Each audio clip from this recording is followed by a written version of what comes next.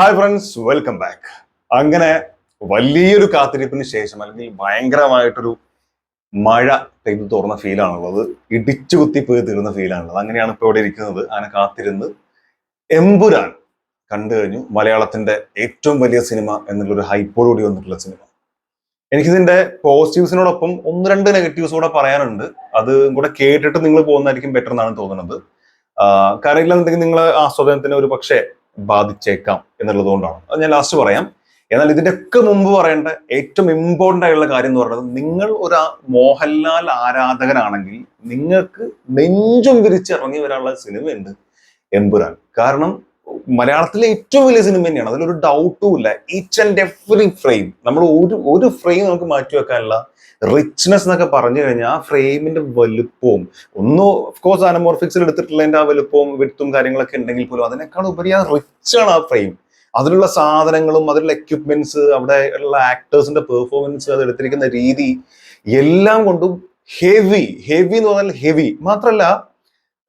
നിങ്ങൾ ഒരു മോഹൻലാൽ ഫാൻ ആണെങ്കിൽ ഞാൻ ഈ പറഞ്ഞ പോലെ നിങ്ങൾ ഫുൾ ടൈം ഇരുന്ന് കാറി കൂവി കൈയടിച്ച് അങ്ങനെ കാണാം. ഇനി അതല്ല, നിങ്ങൾ ആരുടെ ഫാനും ആയിക്കൊള്ളട്ടെ, നിങ്ങളെ കൈയടിപ്പിക്കാനുള്ള സാധനം, അതായത് എവിടെ കൈയടിക്കണം, എവിടെ എണീറ്റ് നിന്ന് തുള്ളണം, എവിടെ ആർമാദം കൊണ്ട് ഇങ്ങനെ അലറണം, അതുപോലെ എവിടെ നമുക്ക് ഗൂസ് ബംസ് ഉണ്ടാവണം എന്നുള്ളത് കറക്റ്റ് ആയിട്ട് ഇങ്ങനെ പ്രിസൈസ് ആയിട്ട് വേണമെങ്കിൽ പറയാം. അല്ലെങ്കിൽ ഇതിന് മുമ്പ് തന്നെ ആള് സെറ്റ് ചെയ്ത് വെച്ചിരിക്കണം ആ ഒരു വൃത്തി. അങ്ങനെയാണ് ഇത് ചെയ്ത് വെച്ചിരിക്കുന്നത്. അതുപോലെ ഫസ്റ്റ് ഹാഫിൽ നമ്മൾ വിചാരിക്കുന്ന ഒരു സ്റ്റീഫൻ നെടുമ്പള്ളി ഇഫക്റ്റ് കൊണ്ടുവന്നിട്ടില്ലെങ്കിൽ പോലും കംപ്ലീറ്റ് ഒരു ഹോളിവുഡ് സിനിമ കാണുന്ന ലെവലിലാണ് ചെയ്തു വെച്ചിരിക്കുന്നത്. ആദ്യത്തെ ഒരു ഷോട്ട് ഉണ്ട്, ആ ഷോട്ട് മുതൽ അങ്ങോട്ട് ഓരോ ഫ്രെയിമിലും, ഓരോ ഷോട്ടിലും, ഓരോ സീനിലും നമുക്ക് മലയാള സിനിമ കാണാനേ കഴിയില്ല. അത്തരത്തിൽ ഗംഭീരമായിട്ടുള്ള ഒരു സംഭവം. അത് എസ്പെഷ്യലി ഇതിൽ കൊണ്ടുവന്നിട്ടുള്ള ആക്ടേഴ്സ്, അപ്പോൾ ജെറോം ഫ്ലിൻ ആണെങ്കിലും അതല്ലാതെയുള്ള മറ്റാളുകളാണെങ്കിലും കബൂഗ ആണെങ്കിലും, ഇവരൊക്കെ ഇങ്ങനെ നിറഞ്ഞു നിന്നിട്ട് നമ്മൾക്ക് മലയാള സിനിമ തന്നെയാണോ കാണുന്നത് നമുക്ക് തോന്നിപ്പോകും. ഓക്കെ, നമുക്കറിയാം എമ്പുരാനാണെന്ന്, അതുകൊണ്ട് നമ്മുടെ ഉള്ളിന്റെ ഉള്ളിൽ ഇത് മലയാള സിനിമയാണെന്ന് അറിയാന്നല്ലാതെ അതിനപ്പുറത്തേക്ക് ഒരാൾ ആദ്യമായിട്ട് ഈ സാധനം കാണുമ്പോൾ ഒരിക്കലും അത് മനസ്സിലാക്കാൻ കഴിയില്ല. അത്രയ്ക്ക് രസമായിട്ട് അവർ ചെയ്തു വെച്ചിട്ടുണ്ട്. ആൻഡ് അതിനുശേഷം സെക്കൻഡ് ഹാഫിലേക്കാണ് വരുമ്പോൾ, ഫസ്റ്റ് ഹാഫിൽ ഓക്കെ എബ്രഹാം ഖുറേഷിനെ കാണിക്കുന്നുണ്ട്, ആളെ കാണിച്ച് നല്ല കയ്യടി കിട്ടാനുള്ള സാധനങ്ങളൊക്കെ ചെയ്ത് കഴിഞ്ഞതിന് ശേഷം മക്കളെ യഥാർത്ഥ സിനിമ തുടങ്ങുന്നത് സെക്കൻഡ് ഹാഫിലാണ്. സെക്കൻഡ് ഹാഫിലേക്ക് വന്നിട്ട് പണ്ട് സുരാജേട്ടൻ പറഞ്ഞ മറ്റേ ജംഗിൾ പൊളി ഉണ്ടല്ലോ, അങ്ങനെ ഒരു സാധനം ഉണ്ട്. നമ്മളെ സ്റ്റീഫൻ ആരാണെന്ന് അറിയുന്ന സമയത്ത് വാടാ അതുകൊണ്ടൊരു ഫൈറ്റ് ഉണ്ടല്ലോ, അത്തരത്തിൽ ഒരു കിണ്ണം കാച്ചി ഒരു റോബോട്ടിക്സ് ഫൈറ്റ് ഉണ്ടല്ലോ, ഫുൾ റോബോട്ടിക് ക്യാമറ ഉപയോഗിച്ചിട്ടുള്ള സാധനമാണ്. അവിടെയൊക്കെ ഉണ്ടായിട്ടുള്ള ഗൂസ് ബംസ്, അങ്ങനത്തെ ഒരു മൊമെന്റിൽ അവിടെ അതിനു മുമ്പ് ഇന്റർവെല്ലിൽ കൊണ്ടുപോയി വെച്ചിരിക്കുന്ന സംഭവം അതാണ്. അതിനുശേഷം നമുക്കറിയാം ആൾ ഇവിടെ വരും എന്നുള്ളത്. അങ്ങനത്തെ ഒരു മൊമെന്റിലാണ് വരുന്നത്, ഒരു രക്ഷകനായിട്ടൊരു വരുന്ന സാധനമാണ്. അവിടെയൊക്കെ കിട്ടിയിട്ടുള്ള ഒരു ശരിക്കും രോമാഞ്ചം എന്ന് പറയുന്നത് പറഞ്ഞറിയിക്കാൻ കഴിയില്ല. നിങ്ങൾ കണ്ടുതന്നെ എക്സ്പ്ലോർ ചെയ്യുക ആ സീൻ്റെ ഒക്കെ വലുപ്പം. അതും ഓരോ സ്ഥലത്തും ഇപ്പോ എന്താ വാടാ വാടാ വാടാ എന്ന് പറഞ്ഞൊരു സാധനമൊക്കെ ഉണ്ട്. അത് ഫൈറ്റിന്റെ ഇടയിലുള്ള പാട്ട ഞാൻ പറയണത് കേട്ടോ, നിങ്ങൾക്ക് അല്ലാതെ സാധനം എന്താന്ന് പറയല്ല. അതൊക്കെ അതുപോലെ എൽ എന്നുള്ള സംഭവം ഉപയോഗിച്ചിരിക്കുന്ന രീതികൾ ഒരുപാട് സ്ഥലങ്ങളിൽ എൽ എന്നുള്ളത് ഉപയോഗിച്ചിട്ടുണ്ട്. അതൊക്കെ ഇന്റർവെല്ലില്, അതുപോലെ അതിന്റെ മുമ്പുള്ള ചില സ്ഥലങ്ങളിൽ, തുടക്കത്തിലുള്ള ഒരു സീനിന്റെ കുറച്ച് കട്ട്സില്, അവിടെയൊക്കെ എൽ ഉപയോഗിച്ചിരിക്കുന്നത് ഭയങ്കര ബ്രില്യൻ്റ് ആയിട്ട് ഫീൽ ചെയ്തു. അതൊക്കെ നന്നായിട്ട് ചെയ്തിട്ടുണ്ട്. എന്നിട്ട് ജംഗിൾ പൊളിക്ക് ശേഷം പിന്നെ അങ്ങോട്ട് കേരളത്തിലെ സ്റ്റീഫന്റെ കുറച്ച് കളികളുണ്ട്. അതും ഭയങ്കര കുറെ ആളുകളെ ഞെട്ടിച്ചുകൊണ്ട് ആരാണ് ഈ സ്റ്റീഫൻ എന്നുള്ളത് കാണിച്ചുകൊണ്ട്, എന്നാൽ മുഴുവനായിട്ട് തുറന്നു പറയാതെ ആ ഒരു ക്യാറ്റ് ആൻഡ് മൗസ് പരിപാടി ഉണ്ടല്ലോ, അല്ലെങ്കിൽ ഹൈഡ് ചെയ്ത് വെച്ചിട്ടുള്ള പരിപാടി ഉണ്ടല്ലോ, ഇയാളെന്ത് ഭീകരനാണെന്നുള്ള ഫീല് വില്ലന്മാർക്ക് എത്തിക്കുകയും എന്നാൽ കംപ്ലീറ്റ് ആയിട്ട് ആരാണ് ഇയാൾ എന്ന് കാണിച്ച് തരാനും പറ്റാത്ത രീതിയിലാണ് പോയിരിക്കുന്നത്. ഇനി ഇതിലെ പോസിറ്റീവായിട്ട് എടുത്തു പറയേണ്ട മറ്റൊരു കാര്യമാണ് പ്രിയദർശിനി രാംദാസ്. ആ ക്യാരക്ടർ എനിക്ക് ഇത്രയും ആളുകൾ, ഈവൻ ലാലേട്ടൻ ഉണ്ടായിട്ട് പോലും യഥാർത്ഥത്തിൽ ശരിക്കൊരു ഗൂസ് പമ്പിന് കുളിര് കോരിയൊരു സീൻ എന്ന് പറയുന്നത് അത് മഞ്ജു വാര്യരുടെ ഒരു ക്യാരക്ടറാണ്. ആ ക്യാരക്ടറിന് വേറൊരു ട്രാൻസ്ഫോർമേഷൻ സാധനമുണ്ട്. അവിടെ കൊടുത്തിരുന്ന ഡയലോഗ്സ്, അവരുടെ എന്താ പെർഫോമൻസ്, അവർ വന്ന് നിന്നിട്ട് പറയുമ്പോഴുള്ള ആ ഒരു കോൺഫിഡൻസ്, ഇതൊക്കെ നമുക്ക് ഗൂസ് ബംസ് ഉണ്ടാക്കുന്നുണ്ട്. ആ എൻറ്റയർ ആ ഒരു സീൻ മുഴുവൻ അവർ ക്രിയേറ്റ് ചെയ്തിരിക്കുന്നത് അങ്ങനെയാണ്, ക്രിയേറ്റ് ചെയ്തിരിക്കുന്നത് അങ്ങനെയാണ്. അക്കൂട്ടത്തിൽ BGM കൂടെ വരുമ്പോൾ BGM എടുത്തു പറയണം, നമ്മുടെ ദീപക് ദേവ്.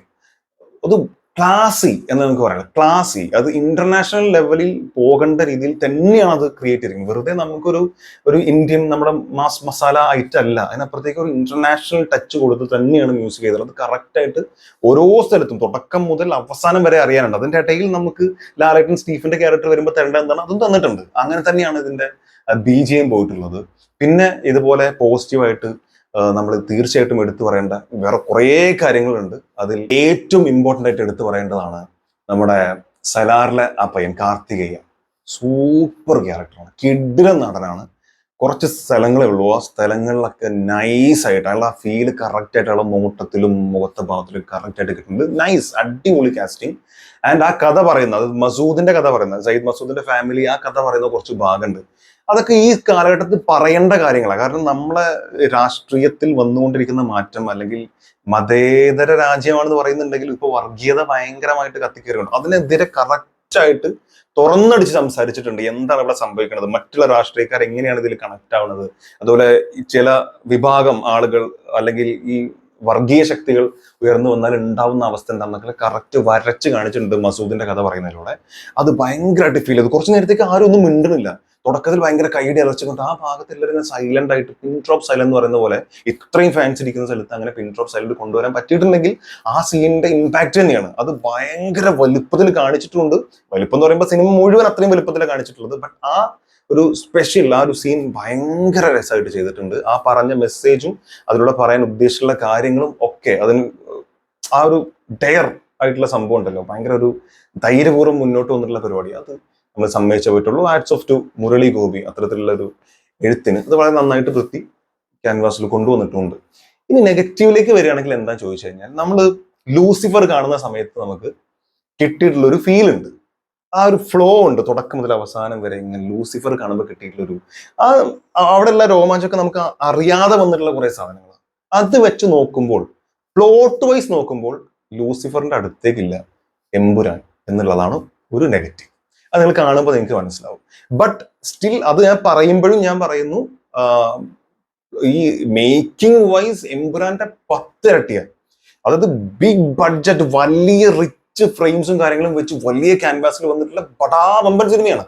അതിലൊന്നും ഒരു തർക്കമല്ല. അപ്പൊ ഞാൻ പറഞ്ഞ പ്ലോട്ട് വൈസ് നമ്മൾ നോക്കുമ്പോൾ എമ്പുരാൻ, ലൂസിഫറിന് അപ്പുറത്തേക്ക് എന്താണ് എമ്പുരാൻ ചോദിച്ചു കഴിഞ്ഞാൽ നമുക്ക് പറയാൻ വാക്കുകളില്ല. ഒരു വലിയ സിനിമ ചെയ്തു, ഒരു ഇന്റർനാഷണൽ ലെവൽ സാധനം ചെയ്തു എന്നല്ലാതെ പ്ലോട്ട് വൈസ് ലൂസിഫറിനപ്പുറത്തേക്ക് എന്താണ് പുതിയത് എന്നൊരു ചോദ്യം ചോദിച്ചു കഴിഞ്ഞാൽ എന്താണ് പുതിയത്? ഇല്ല. അതിന് പുതിയതായിട്ട് നമുക്ക് പറയാൻ ഒരു സാധനവും ഇല്ല. നമ്മൾ കണ്ടിട്ടുള്ള, ഇതിനു മുമ്പ് അറിഞ്ഞിട്ടില്ല, അല്ലെങ്കിൽ ലൂസിഫറിൽ നമ്മൾ കണ്ടിട്ടുള്ള സാധനങ്ങളെ കുറച്ചും കൂടെ ഒരു കൊഴുപ്പിച്ച് വലിയ സംഭവമാക്കി പറഞ്ഞു എന്നല്ലാതെ അതിനപ്പുറത്തേക്ക് പറയാൻ ഒന്നും എംബ്രാൻ എന്ന് പറഞ്ഞ സിനിമയില്ല എന്നുള്ളതാണ് ആദ്യത്തെ നെഗറ്റീവ്. 2, നമുക്ക് ഈ ക്യാരക്ടേഴ്സിനൊക്കെ നമുക്ക് അറിയാം.